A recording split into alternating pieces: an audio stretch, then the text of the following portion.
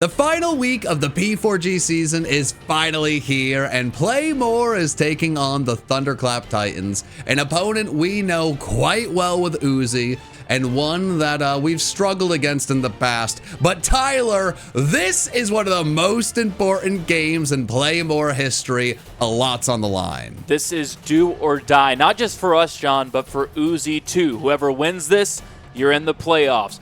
If we lose, things get really, really dicey and the odds aren't in our favor. So I don't want to talk about all those possibilities and the probabilities. Let's just win this thing and make our way to the playoffs. There's not much better than win and you're in. Everything is in our hands. But when we look at the opponent's team, it's not going to be easy. There's threats across the board. But number one on my mind is Okie Dokie. I don't want to be saying okie dokie as we head out of this league, no playoff berth. I would like to destroy that little guy in front of us, but it's got a good matchup. It's had a great season. Tyler, what do we have to take that thing down? John, as I look at the team that Ben has lined up this week, you use the phrase good matchup, and the number one Pokemon that stands out for me in that regard is Hatterene. And it's not a typical Hatterene set. It's not the way that we've seen it used this season. We haven't seen it used much this season, but when we have, it's been Trick Room. This time, it's Calm Mind, Stored Power, and for some reason, Agility is there too. I don't know why Ben has cooked this up the way that he has, but if you want to see why he did and the rest of the team that he brought, that extended team builder link, it's in the description. But John, with all that out of the way, I cannot wait any longer to find out what the opponent chose to bring for this big-time matchup. Everything rides on it. Everything comes down to this. Let's see what the opponent brought. I'm nervous, and that's not going away because I see a lot of threats here, Tyler. I don't really see any of the specially offensive Pokemon. No Delphox, no Galvantula, which is kind of interesting. It's a very physical team, and then the Slowking at the top. Well, what are you seeing here, Tyler? For me, it's a little bit of confusion on the other side because there are a lot of Pokemon there that we maybe didn't expect to, and more so the ones that we expected to see that aren't there. Like Delphox in particular felt like it had a pretty good matchup against us. But still, like you said, a lot of threats. An interesting team from the standpoint that you've only got one special attacker over there. And for me, John, it still feels like Hatterene in that set is in a pretty good spot to be the swing Pokemon in this matchup. Hey, we're going to go out swinging, and hopefully we can swing and hit a big home run, Tyler. But as this final battle of the season starts, I need to thank our season-long sponsors, Play-More.store. We had an incredible drop this season with the sweatshirt, with the shirt, but of course, the Bubby plush. You gotta have a Bubby plush as you watch these battles. Hopefully, that Bubby plush for me can bring us to a victory, but it's time to get into the battle. Okay, it's time to see this lead, and we do see the Alolan Sandslash. I assume it's gonna get hazards up, but that could be really good, Tyler. If this is not an offensive variant, that would be amazing. Now, it could have one thing of hazards and still be the Slush Rush, so, you know, it could be a little boring in the front, party in the back. But we do have the flip turn. We can, you know, get a little bit of damage on this thing and go into the appropriate switch. The issue here is I'm not sure. No, we do have defog on Altaria. Never mind. I'm not super duper worried about this thing long term, but we may need to Terra into Steel with Altaria to make sure that it can actually deal with this thing. I do agree with that. It feels like on both sides, pretty safe leads. If you're been in this spot, you've got the Scarf flip turn, so you get information on whatever it is and you can get out. On the other side, this Sandslash, like you talked about, it can be great hazard removal. It can also be great hazard setting. So very safe lead from both sides, and we get exactly pretty much, if I'm in Uzi's spot with the stakes being there for both teams where you have to win this match, I would love a safe status quo start to the battle like he's had. Yeah, but I really, really like this position we're in. We went from Bubby to Bubby, which is always a good sign. But to be able to bring in Choice Banded Crocodile for free on the Ice type, that's pretty phenomenal. Now, this is a annoyingly big play for Ben. You go for Earthquake, they can bring in the Decidueye. That's frustrating. We're going to have to switch out. But if you can successfully go for an unbelievably powerful knockoff, I mean, we could be in business. This felt kind of like a no-brainer. You had to go with that. It's still going to get damage off on something. There's no kilowatt roll. I don't think anything else is going to, unless there's a balloon. Yeah, there's nothing else that's going to be able to eat this too much. And Darkspun. Oh my gosh, what an incredible freaking switch for us. Are you kidding me? That worked out perfectly. I don't know if the expectation on the other side was a close combat or just playing it, again, because of the stakes of this battle, just playing it really, really safe with that Decisive worked out perfectly. That's amazing. The name goes with it. Well, I'm feeling, I like this, Tyler. I mean, this is for the season. It really could not be going better for us. This Darkspun is really, really important to stifle a few of our offensive options. And now we have the easiest Earthquake to go for. Unless Ben is thinking otherwise, don't overthink it, my good friend, my good pal. Handsome coach, just click, move, do damage. Click, move, do damage. Click, move, do damage. Click. Okay. Tyler, why didn't he click, move, do damage? I'm on my screen, Landon. I don't know if you can add some dots that I'm trying to connect here. I was unable to really connect them too well. This also covers the Decidueye switch. Now he thinks he picks up a KO. So Darkspun is faster than Crocodile, so there could have been a worry of a max speed Darkspun possibly to outspeed us. So that is something that's fair with the Endeavor. I do understand it a little bit more now. What I am worried about is Darkspun gets Wish, right? The opponent's going to switch the Darkspun, and there's a chance that thing can be fully healed up. So if that thing was max speed Darkspun, I completely get the play. It makes perfect sense to me. So hey, no issue here with that one. But I just really do not like that thing getting to stick around. So hey, maybe the dots were connected very quickly. I don't know. I think a case of what I mentioned earlier, both sides, you're going to see really safe play in this battle. I would not be surprised if this is long because of that, where you're going to be less likely to take that risk to get that kill. And I'm even looking at, because Ben prepares us sets of what he thinks the other Pokemon are going to be for us to be able to do calcs. And even in what he is running by in his mind, he does not have that as a Darkspun with any speed investment. So by the calcs that he's expecting, he's thinking that's a Crocodile that's going to outspeed there. But just playing it safe, not taking any risk because of how important this battle is.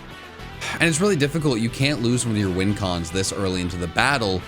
But Tentacruel is basically lost unless we get the defog off. So it's kind of damned if you do, damned if you don't. I mean, again, it feels like we should have been able to outspeed, but on the off chance you can't, if you lose the battle that early on because you lose your win con, I mean, that's the worst case scenario. So I'm just very hopeful that the safe play there was the correct one long term. It'll be hard for us to know for a little bit. Hopefully for a little bit, unless Hatterene can do something cool. But now we do see this. Did he click the Will-O-Wisp? He did, right? Yes. Yes. I really, really love this. And considering that we do have the ability to Terra into Steel, I mean, this feels like a very easy spot to Terra and then defog. So far, any time Sandslash has been on the field, good things have happened. Now, I'm intrigued by this again. Maybe you can walk me through this, because the last time I tried to connect a lot of dots, and I don't know if I even connected 2 of them. Yeah, so we cannot do anything to Sandslash with Altaria, right? So staying in and Brave Birding would be foolish after the defog. If we're expecting more hazards or something, or maybe a switch, I mean, Frostlass is going to be very frustrating the opponent. I don't really know what Ben may be predicting here. I just really do not like having the spikes up with the Tentacruel. I do not like the idea of the Sandslash getting more hazards up now that it's burned especially. So I am a little bit nervous about that. I'd really just like for hazards to be gone. And I'd also like to have the Steel Terra up so that we can switch this thing in on the and Sand Slash more option to defog the hazards. Now, maybe that's my version of wanting to play too cautiously, you know? So I don't really know, but I'm a little nervous. They're going to get a lot of spikes up here. Ironhead. Or a big hit. Okay. No, there was a lot of benefit of the doubt thrown to our coach there. I do not understand. I think there just may be a little over predicting here. Was that maybe predicting a switchback into Decidueye? I think it's just an over prediction, which happens to all of us, you know, but I just really like, hey, what the heck is this thing going to be able to do? Maybe he was expecting the ice move, you know, I just do not like the hazards right now. I really do not.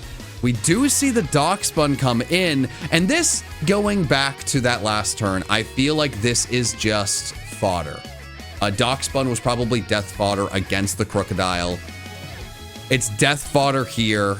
The Darkspawn definitely does not have the speed to outspeed. Well, I say definitely.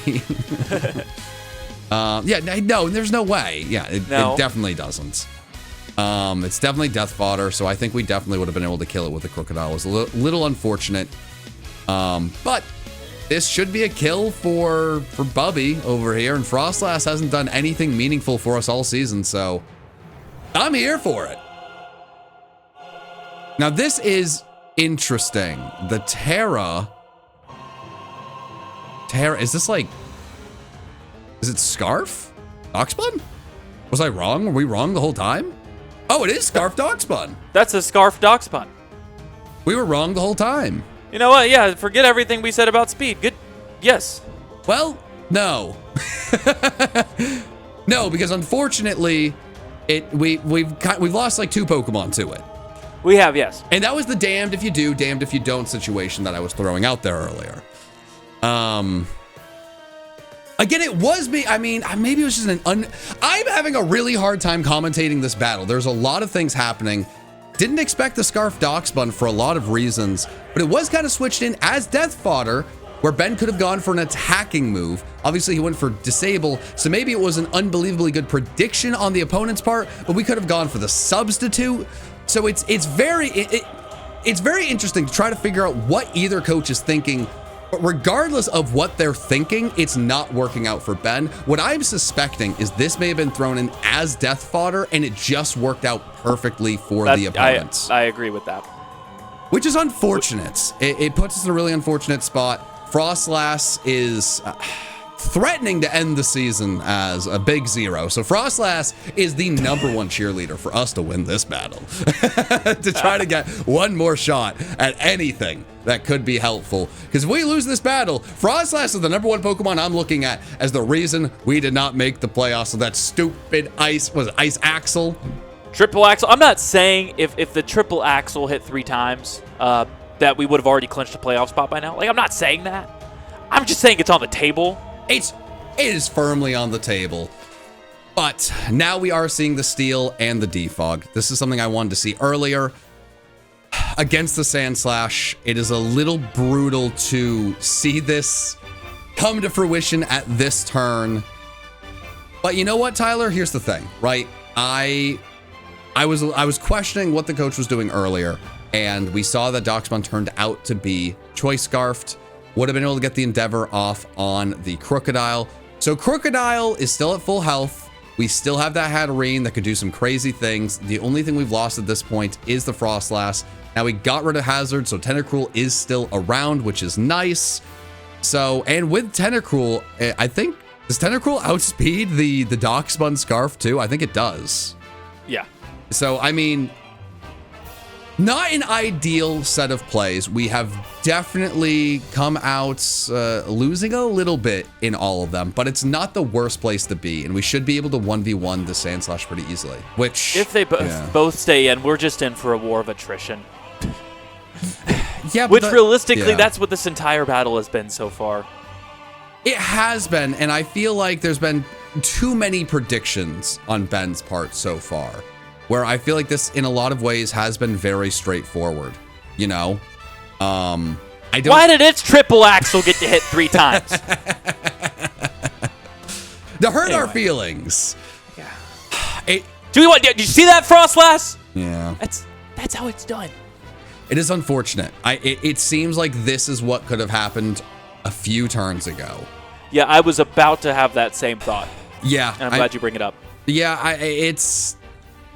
this game means a lot. There's absolutely some nerves. And I've actually been in this spot. Now, one of the biggest reasons that Ben is our coach is... when I was a battler, me and Ben were very similar in a lot of ways, with Ben just having some more postseason success than I did. Where I think Ben has only ever missed playoffs like one time ever. I think I've only missed playoffs once or twice ever. And I was in the second draft league ever. Well, the second season of the first draft league ever. I played in a lot of seasons. The consistency was always there. And when you're so used to success in a certain level of, whether it's play or things just going your way, another Endeavor Pokemon, are you kidding me? As I was saying, it can be very easy to get in your head, get a little rattled at this part of the season where everything's on the line. It hasn't gone your way. There's some triple axles you want back. So this is one where our coach really needs to settle in. And honestly, I think the longer the battle goes, the better of a chance we're going to have as Ben really kind of gets into a groove. But if we see a third Endeavor from another Pokemon, it's probably over, because it is clearly rattling the coach and it's rattling me. I think the one thing that's starting to creep in for me is throughout this process and in the notes we got, we know that the big thing that's leaned on for this battle is Hatterene. Yep. And that gets a little scarier when we look on the other side and see all these physical attackers brought. Yeah. And we've got to chip away at some of those, because a lot of that was based in Calm Mind. It's already specially bulky Pokemon. Yeah. Anyways, at least a little bit more specially bulky than physically. And then you just can't damage it, and it wins. So if that's going to be the win condition, and there are other ways to win without it being Hatterene. Like, yeah. If that's going to be what wins this battle, A, we're going to have to draw some more. Like, we're going to have to get Okidogi drawn out on the field some way, somehow to get damage on it. But B, we're going to have to start chipping away at the likes of a Decidueye. We need to get the Sandslash off the field entirely. We got to start picking some of these Pokemon off to set that up if it's going to be the win con. Unfortunately, I mean, things could not have gone much worse for the strategy that has been implemented. The opponent has 2 Pokemon with Endeavor. 2 Pokemon, they are completely fine getting down to low HP. And both of them have worked out. You rarely see Endeavor in competitive play. It's a fantastic move. But to see a slow, defensive hazard setting Endeavor Pokemon, and then a Choice Scarf Endeavor Pokemon, it's really hard to prepare for them. We haven't been able to kill either of those Pokemon. And now there are 2 Pokemon on the opponent's side at low HP that can at any second bring one of our Pokemon down all the way. And we really haven't seen anything else. So it's a very unique situation. I've never seen this before in draft, the double Endeavor. It's pretty infuriating, but all the stops are being thrown out there, Tyler. It's just unfortunately for our enjoyment, the opponent is not doing anything exciting or fun, just smart. And it's like, okay, this guy will mostly die and then kind of bring the opponent with it. So I'm hoping for some flash, and we know it's on our side. So Hatterene, I'm really looking at you. You are most of the flash. Woo! You are a lot of the flash, especially here. With Grimmsnarl, king of the screens out there. Yeah, puts a reflect up just conveniently against our very lovely physically attacking Tentacruel. That was very nice timing on that part. And I mean, even from our side, reflect at this point without Frostlass out there is brutal in terms of trying. I said we need to start doing some damage. Reflect is worst case scenario at this point in terms of trying to achieve that. Well, when we saw Grimmsnarl, we knew it was up, which is unfortunate. And now that the 2, we haven't gotten rid of those 2 Pokemon, they've been endeavoring, the team. And now we get the screens going. I mean, this is going to be an issue. And it's going to be very infuriating to go against. This could really be a war of attrition, but one that I don't know if we're ready to really deal with right now, especially with Frostlass going down.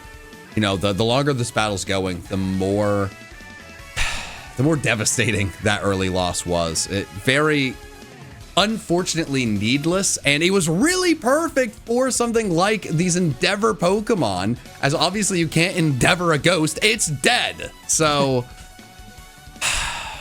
I do fear that Frostlass is the #1 reason we're in this spot this season already. If you were gonna point to one Pokemon, and it really could have played a big role in this battle. But it's nice to see the Decidueye switching out here. That is a Pokemon that could be very frustrating. We see the Slowking. Ben seemed to expect that move, and that's what I fully expected too, because at this point we've shown off, I think we've shown off the entire moveset on the Altaria. At this point, the opponent knows that's going to be a Will-O-Wisp. Granted, anything for the rest of this battle, it's free Will-O-Wisp. If Ben wants to counter the screens with that. But if there's one Pokemon that is not particularly useful against it, is that one special attacker on the other side. The question becomes now for Ben, is it just put Bubby out there, sacrifice him, and use this as the opportunity to get Hatterene out there? Or what does this now look like that you've got what could be a bit of an opening to make a play here with Slowbro out there on the field, or Slowking out there on the field?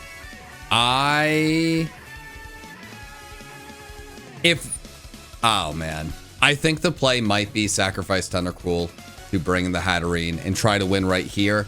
But by saying that, I'm also kind of tipping my hand in my worry. I am very worried that Grimmsnarl is going to be able to get screens up for the rest of the game unimpeded, and that is going to be a huge issue. Now, thankfully, our coach is he's not a retired draft league player in the booth talking about the game. I feel better about no Tentacruel after that. Right, he is still very much with it, and this turned out to be the right decision. We do have the Assault Vest. Hopefully, we can live one hits.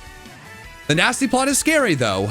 It is not a guarantee that we are going to be able to live a hit from this thing, especially with a Stab Water move. But we can at least, we have a chance, and we can fire back with a big hits. You know, we talked early when we looked at the team. Only one special attacker on the opponent's side was Slowking.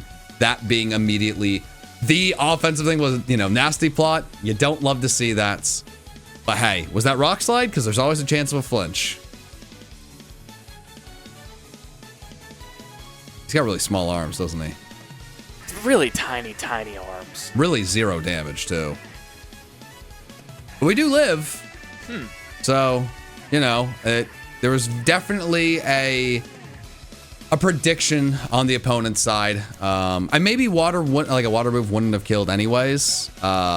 So I was looking at, and if the opponent knows that it's an Assault Vest on the other side, Scald would have been a roll to kill, and not one with a very good chance of killing. Interesting. Yeah, I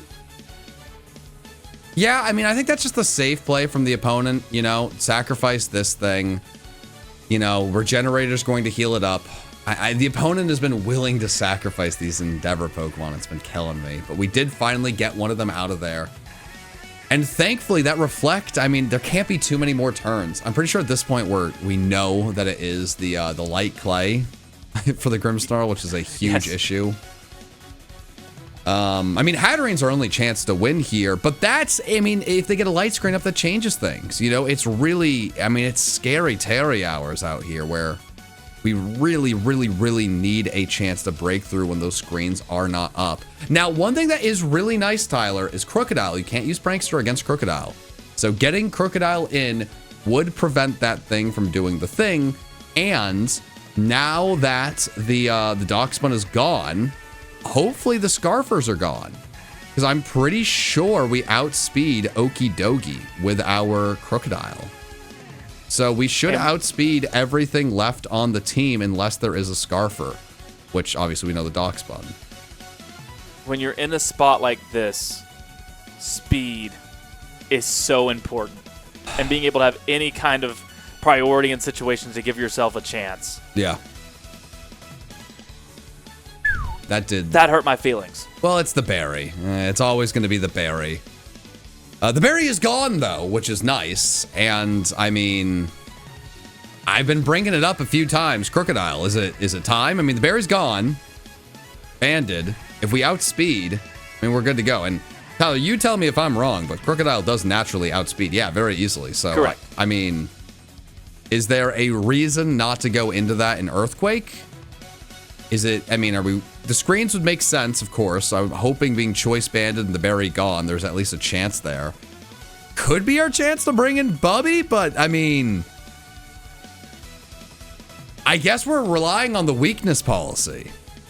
So it's the agility, live, weakness policy, and then stored power to win? Okay, this is it. Okay, I'm buttoning up the suit. I'm getting excited. I'm adjusting the tie. I mean, I'm getting Bubby here. I mean, the season's here. Bubby, get on. Okay, this is... I'm there. Oh, God, Bubby, don't fall. That's a bad omen. That's a bad omen. Bubby, stay. Don't let Bubby fall. He has a mind of his own. Not at this moment. Yeah, okay. No, Bubby's chilling. Yeah, no. I really feel like in this moment I need another type of Bubby to put on the other shoulder. Maybe someday, but for now, I don't feel good about this. I mean, weakness policy is such a great thing, but Okie Dokie just punching Bubby with a hat in the face is scary. Very scary, especially with Gunk Shot being terrifyingly powerful.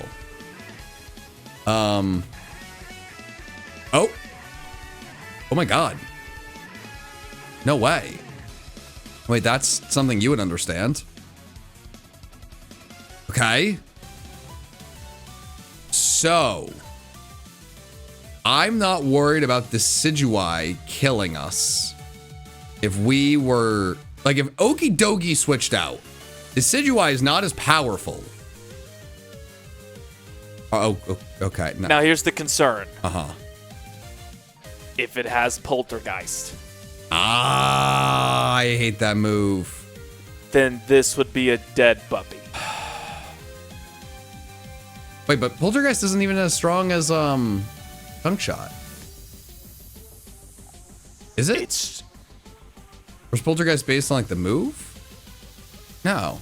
I guess I'm more worried or questioning why. Now Poltergeist is 110 damage. The reason that I wasn't as worried on the other side, Gunk Shot's stronger. Ben was thinking Poison Jab. Okay. Would be the more likely move there, and Poison Jab would have done a ton of damage. It would not have killed. Okay. Nope. That makes sense. Gunk Shot puts us in the same spot that Poltergeist does. Okay. To be fair. That's what I was So that's thinking. that's why Ben's making the switch here. Okay. Well, okay. Yep. Hey, now we're caught up. That makes more sense. Okay. Spirit Shackle, which is what I was expecting. And then, yeah, I mean, I think you were probably... I don't know, man. I was questioning on the first one. I didn't think this... I don't know. I'm having a hard time with this battle, and I don't even think I'm wrong with some of these plays. I'm just having a hard time. I want to try to get into these coaches' heads, and I will say Spirit Shackle was fair to be concerned about too. That would have been a roll. Okay. On if it killed or not. Then wouldn't Poison Jab have killed? Poison Jab would not have killed. How? What? Isn't Poison Jab 80? Spirit Shackle's 80. Decidueye has 107 attack. Okie Dokie has 128 attack. Have I lost? I'm just Pokemon. I'm just trusting the calcs.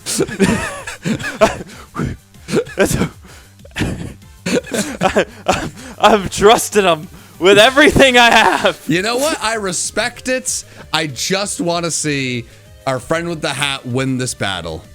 There's going to be some questions to be asked, but I really, really, really, really like getting some damage off on the Okie Dokie. Don't worry, John. I have solved it. Okay. Are you ready? Yes. In this situation, yes. Ben specifically was anticipating that the Decidueye would be holding a spell tag.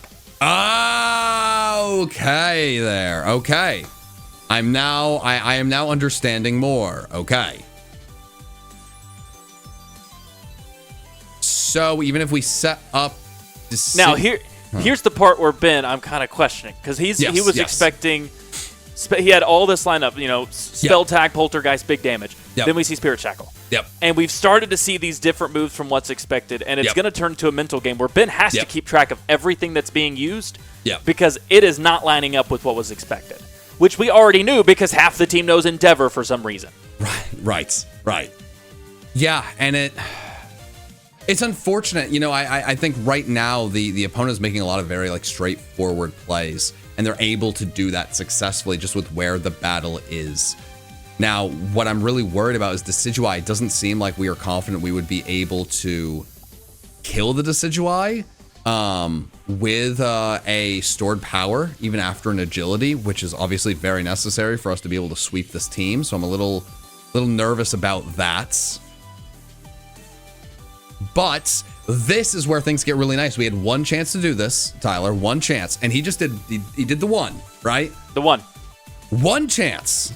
So now we are able to go for an Earthquake pretty freely, which will do a ton of damage into the Decidueye, which would obviously really help us with our calcs.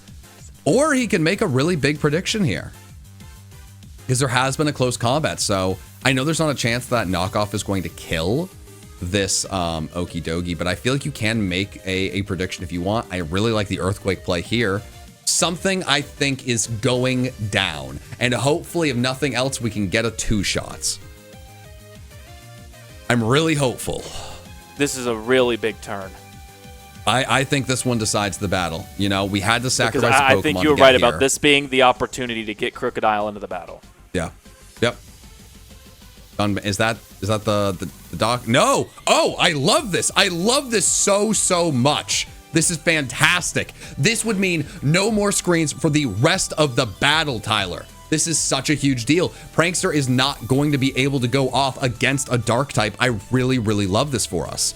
I mean, this has to, unless it's double screens, or I mean double scarf, you just go for another Earthquake. There's no other play.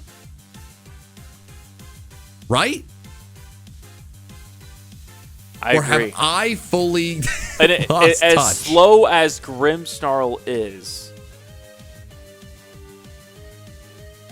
because of the fact that this is a Jolly Crocodile with some speed investment, I don't even know if Scarf would matter.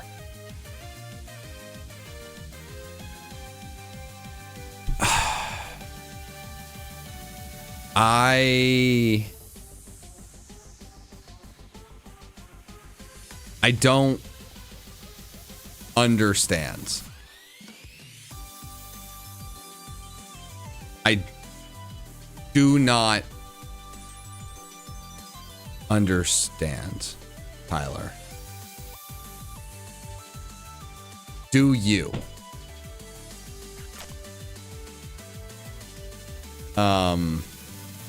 I'm back to the dots. I mean, Defog doesn't get rid of screens, right? Have they really? I don't feel like Defog needs a buff. It does. Okay. So that's the thought. Okay. Okay. And don't forget it lowers evasiveness. No, I mean, getting rid of my worry was just letting the screens go up for free. Okay. I'm seeing the thought process here. Unfortunately, though, this thing's going to outspeed an Endeavor.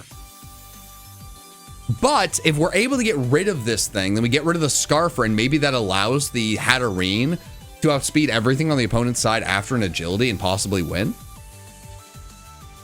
Because that actually makes sense. That makes perfect sense to me. If this is a way to bait in the Dock Spawn.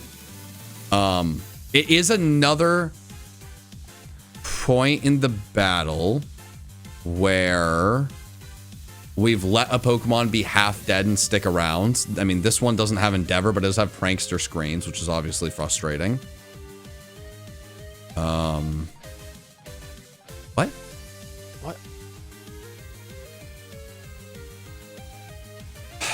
I don't know, man. I'm gonna need you on this one. No, I got no idea. Big guy. No, zero idea. No idea at all. Ben has determined that Altaria is. I think Altaria is very important for the battle of winning this battle. I'm not entirely sure why. I mean, Slowking very famously can get fire moves. I don't know if we're expecting that. Maybe it's to really deal with the Decidueye. I mean, it is choice locked into Endeavor. So it's choice locked into Endeavor. So we get a free kill here, but they're just going to sacrifice the Grimsnarl, right? Which gets us back to where we were a few turns. I mean, it's like the second time in this battle where it's like we were in a spot, we made all these switches, then other Pokemon get weak, and then we get back into the spot. And that's where I'm getting very confused. The straightforward, the brain dead kind of click, move, do damage play hasn't been done many times, which a lot of times it's like, okay, hey, the coach is cooking and I just want to see earthquakes because they're kind of sick. But this time I don't know. I just don't. I worry we're losing way too much HP and none of these plays have worked out yet. And it's exactly what I said. Like this thing that we would have killed earlier gets brought out. And now the difference is Altaria has less HP and this thing has less HP. And I just don't know. It's what, I mean, when there's going to be over predictions, you're going to miss predictions. I'm lost, but at the end of the day, Tyler, we've said Hatterene is the big thing here. You know, we were told in mocks that thing really dominated in a lot of the prep battles, you know. The front office got ready for this, was really ready to go. We just need to get that thing into position to succeed, but at this point, it's the only chance we have as, I mean, Crocodile is basically dead, and Doxman still outspeeds. Yeah, I think all of this has to be setting up for the Hatterene. The entire goal is to just preserve it. Although, again, going back, I don't know that what's been done had to have been done to achieve that goal. So maybe there is something we're missing with the importance of Altaria in all of this. I'm not sure. Yeah, I mean, also now that we're locked into knockoff, but it makes me sad. Now it was kind of a lose-lose where if you lock into Earthquake, they go to Decidueye and you have to switch. You lock in knockoff, you're not really going to be able to do anything to Okidogi. Yeah, but if we're trying to beat, you know, like if Decidueye, we needed to be at a low amount of HP to take it out. You know, I mean, the Moxie Earthquake into that would have been pretty powerful. So, yeah. I mean, it's going to come down to if the Decidueye is at an amount of health where we're going to be able to kill. I mean, this is what we talked about earlier. It's going to come down to this. We need to get the weakness policy off. The weakness policy is the biggest thing here. We need to get that. We need to be able to agility. We need to get that off. But if the opponent just straight switches into Decidueye, I think we lose every single time, right? I'm nodding, but I've realized nodding does not send audio through my headset. Right. Yeah, no, this is... It's difficult because we've seen this situation before. You know, there's been a lot of situations in this battle that have repeated themselves, and not a single time have they been positive for us, which is difficult. Now, Ben is breaking that loop, which I do appreciate. I do think that is a really smart place to be. I mean, Bubby could possibly 1v1 a decent amount of these Pokemon and weaken things that Hatterene can win at the end. And we just need to win. I really do not care how we get there. You know, I can question moves all day long. It does not matter if we get the W. We've talked about Hatterene the entire time. Hatterene is still at full health. Bubby is still around. So as long as we can take out this Okidogi, I mean, that puts us in a decent spot. I mean, I think, as you said, we weren't as worried about Okidogi, but we were worried about the Decidueye. So I don't know, man. I mean, we don't outspeed this thing, right? No. So, no. No, I mean, no world would we ever. Well, it's normally they both have the same speed, but we have minimal speed investment. Ben was expecting a lot on the other side, so maybe they didn't have the speed investment that maybe we were expecting. Okay, so this thing that's been sent out to be fodder is finally foddered. I never thought I'd be so happy to see a Doxbun go down. Hey. But it just brings me great joy. After all that we have been through with that dog. Okay. Bye, buddy. Okay. So this is now going to be the Slow King, which I think is actually kind of okay. No, maybe. No, maybe. We just do not hit it for much. No, yeah, I mean, no. No, I feel like my commentary is really falling off a cliff, and I do apologize to the folks watching. I don't know if I've been off my game or exactly what's going on. This has been an interesting one to really watch through and try to figure out. We've gotten used to our battles being 15 minutes. Well, it's not just that. I feel like usually when we're in this position, there's been a lot of really big plays. Can you point to a big play on the other side? I would say there have been less big plays, and I think Ben would probably agree with this up to this point, because this battle's still not over. Like, I still couldn't tell you what's going to happen. Oh, heavens no. But I think even so, both sides would probably tell you less big plays, more so on each side, missed opportunities from being too cautious.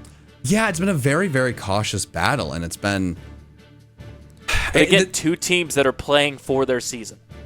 What's difficult is I've not seen the opening where our win con could set up. We got it set up in a spot and immediately had to switch, and that's where it's difficult, as especially the two Pokemon we were worried about against that Hatterene are still here. They've gone nowhere. So it's been tough to really figure out, well, how do we come in? Like, what is like getting that weakness policy to go off? What are those situations where Bubby is really going to thrive? And I haven't seen them yet. There's still a chance. I mean, it comes down to, would we be able to take out the Decidueye here with the amount of health it's at?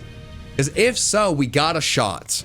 If we can agility here, live a move, we have that chance, but we switched out last time we were in that spot. We're putting everything on the table, all of the marbles, even the really cool one, like the cat eye marble that we didn't want to, part with in a later game. It's on the table, Tyler. It's a special marble. I do have some special marble for a very scary spot. Okay, and then the draining kiss here. Interesting. Okay. Like we have to agility, right?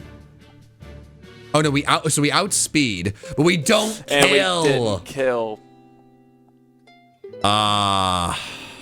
Okay. Okay. No, that makes sense.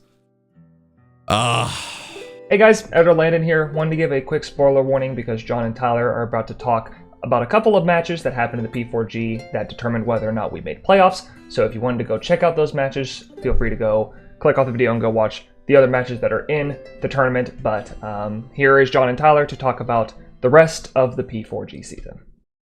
And that, unfortunately, is going to be the season. We were told during the battle. I will not spoil any of the results of the other games. I'm not going to say exactly what happened, but the tiebreakers we needed to happen to get into the playoffs did not go our way. So we really had to win to get into playoffs, and if we won, we would be in no matter what. But a loss with what we heard puts us out of the playoffs permanently. And this is a really tough pill to swallow, Tyler. I said it earlier in the battle, but me and Ben, I mean, a combined, I don't even know, man, 30, 40 draft league seasons. 3, 4, like 5 times maximum we've ever missed the playoffs as a head coaching duo. And when you come together, those two forces, you're expecting playoffs as a minimum every single time. And with the record we had to start the season, Tyler, I mean, playoffs seemed inevitable. There have been teams in this league that made the playoffs at 3 and 5. We didn't even need to, we needed 1 win in the last 4 to get into playoffs, but there was still a chance, even if we lost out, we could make the playoffs. So to be in this spot, it's devastating. And there's just been a variety of ways we've got here. And it's hard to really point to any certain thing. This battle, not satisfying. It definitely leaves a bad taste in my mouth to leave the season like this, but this is just one season, Tyler. This is one season, and it's something that's going to make the next season a whole lot sweeter. It's going to make every future win a whole lot sweeter. And when we get back to the playoffs eventually, Tyler, let me tell you, it's going to be something special. It's easy to take something for granted. But I'm going to tell you one thing, and one thing only. That coach right there is never missing playoffs 2 seasons in a row. I would bet all of your money that you made through bets on Blazikins on it. There is never going to be a time where that coach misses 2 playoffs in a row. I'm not happy about this. We're going to have to go back and really get into the war room and think about things. But Tyler, the future's still bright. Well, we're left without playoffs, and you talk about all the money I made from Blaziken, who conveniently was not in this battle. I'd like to show off my earnings to everyone on camera. Say hello to my friend Abe. That's what I got from this season, but realistically, I think the ending of the battle, and really the season as a whole, show off what makes Draft League so fun, but what can be crushing at the same time is that in a game, an entire season can come down to one move, one roll, one miss. If that roll goes differently at the end of the battle, who knows how it turns out. If our Frostlass could learn to kick what's in front of it more than one time, who knows how this season turns out. I think this is going to be a really big learning season overall for everyone at Playmore in terms of what we look for in draft, what we look for in terms of getting ready for these matchups. There were a lot of situations where maybe we expected something and that wasn't there. We had a lot of curveballs thrown at us this season, but also how we treat things in battle. Like we talked about in this battle, maybe some missed opportunities that we're going to see in the future, some more confidence to jump on those in certain situations. Still, just another very fun season to get to do this with you. We continue to get more and more people coming in that are either new to draft, new to what we're doing with Playmore, and the future, like you mentioned, is oh so bright. Not just in terms of getting back to the playoffs where we belong, but we got a lot of fun stuff that we're cooking up in our kitchen for the future of Playmore. All of that incredibly well said. Thank you to everyone watching. You guys are the only reason we're able to do this. It is a dream come true to have a team like this, and more than that, to have a fan base supporting the team. Thank you guys so much. You guys are incredible. But I think it's time to talk to the coach and hear his thoughts as the season comes to a close. I appreciate everyone that watched the entire season and supported me. Sorry I couldn't do better. I tried my best. Some of these were definitely out of my control. Between some just being unfortunate percentage chances, like triple axel or quick draw. Others being, I guess, my own self-sabotage between not having enough on Superior, and that's basically it. I'm not really going to knock myself too much against not going balls to the walls against that Decidueye, because, I think if it should have been offensive and it really killed me, so... I did what I needed to do then and there. It's hindsight at the end of the day for that one, so I'm not going to stress that. And then the for Alligator Sweep, it is what it is. So all of our other wins were good, though. Just wish I could have gotten more for y'all. So yeah, I'm definitely not in a great spot right now, because I really don't like losing, and I really don't like losing with all of your support. So I appreciate it, though. Hopefully we'll be able to get a better season next time around. I really wanted to be this one because I love low tier more than anything. But in general, I might have been being too honest going Crocodile. Because a lot of these tier ones, after looking at it and prepping for it, like Ogie Dogie, Saraledge, Suicune, Raikou, all those guys, it's just like, why were those allowed? Why was Petron allowed and in tier 2? Why was Staraptor allowed? Why was Feraligatr allowed? It's just the craziest low tier that I've done since, so I think I could have potentially have drafted different. I was happy to have Crocodile still, and it definitely came in clutch. Obviously, it had a huge sweep 1 week, and it still did work otherwise, but maybe we could have changed up the team. But this team I really liked outside of Galvantula and Earthworm. Galvantula I've never really been a fan of. Porygon 2 is on the fence too, because that Pokemon's move pool is so limited. It used to be fine with Teleport and Toxic, but now it doesn't have either. It's iffy. Like, it's one of those things that is also setup fodder, and luckily my opponents just didn't really abuse that factor too much. I mean, I guess outside the Lucario, but I mean, that was going to happen either way. And what else was I thinking? Earthworm. Earthworm, though, setup fodder. It's not good. I'm sorry. Earth Eater, sick ability. But its lack of coverage, no ability to phase out Pokemon, and just relying on, you know, only the physical side of things and being really weak, especially defensive, it hurt me a few weeks, definitely when I brought it. I'm not even going to hate on Frostlass, guys. I know it died here, and I know it missed the triple axle. It's just unfortunate situations, because if it hit that triple axle, it would have done so much work against Jack, and if it wasn't a Choice Scarf Dock Spun, it would have done decent work against Uzi, but that's just good prep on his part there, and lucky for Jack.